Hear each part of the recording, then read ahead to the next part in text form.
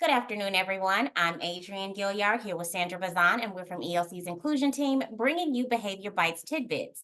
Sandy and I took some time to introduce the cycle of effective redirection, and we spoke in depth about the emotional piggy bank and how that portion of the cycle was the preemptive measure for relationship building for those times when we have to redirect our children in our classroom and at home.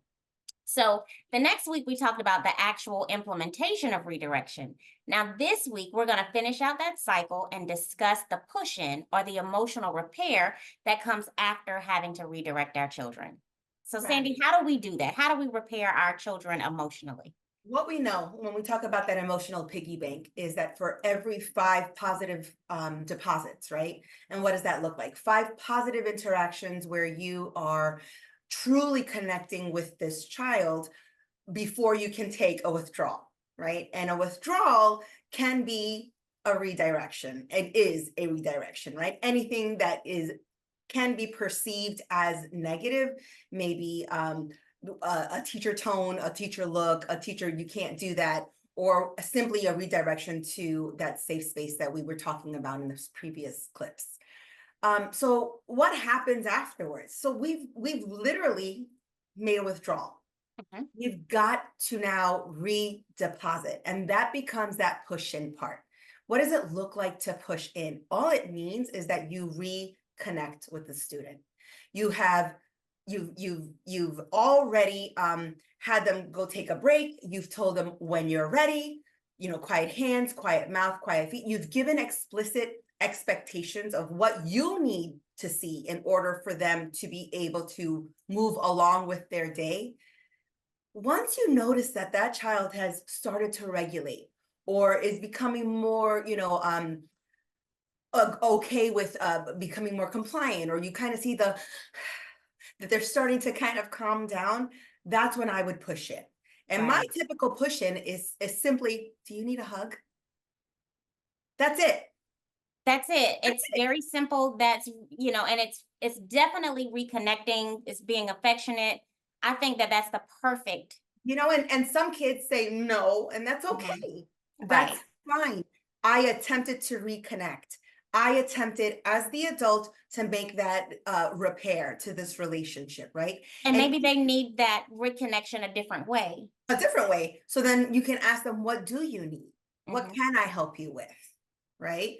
And you do that before you then make them do what had them go back to that place in the first place, if that makes sense. So Yes, if it does. if the reason for the break was non-compliance, you asked your student to please go clean up, they threw a tantrum, you followed all of the steps, we're taking a break. When you're ready, quiet hands, quiet mouth, quiet feet, let me know, then you'll clean up. Once I hear that that student is now regulating, and now I'll ask, do you need a hug? Mhm. If he says yes, if she says no, whatever that is, I'll ask. If they say no, I'll ask, okay, what else do you need? Once I've made that repair, then I go ahead and say, okay, you're ready now. It's time to clean up. They don't get out of doing what it is that got them into the safe But space, that got quiet them place redirected, right? in the first place, right? That's the point. That's the point. But we need to get them into that parasympathetic brain space so that they can understand the logic behind, okay, when you're calm, when you're ready, go clean up. The importance of this repair, I cannot emphasize. It is a must. It's a three-part step pronged, and it needs to be followed. You cannot redirect these students, your children at home without repairing that, without repairing that bond. So that's it. That's all it is. And you guys can be as creative as you want to be. Maybe it's, do you need a hug? Do you need a high five? Whatever it is that you and that student agree to, make sure you repair that relationship and that rapport for the next time, right? Because we're making those deposits. We took a withdrawal, so now we have to start putting back Continue to that make those deposits. into that emotional piggy bank. So that's the last step. I think it's one of the most, if not the most important step It to the is. whole cycle of redirection. It makes them feel safe and loved. They start to understand, oh, she's not mad at me. She doesn't not like me. She doesn't not love me. And this goes both in the classroom and at home. Mhm. Mommy isn't mad at me. I just have to kind of figure out, what it is that mom wants. And now I get it. Right. And she still loves me. I know she loves me because she gave me a hug. Absolutely. Right. So that's it. That's the push in Right. part of it. And that's most important to me anyway.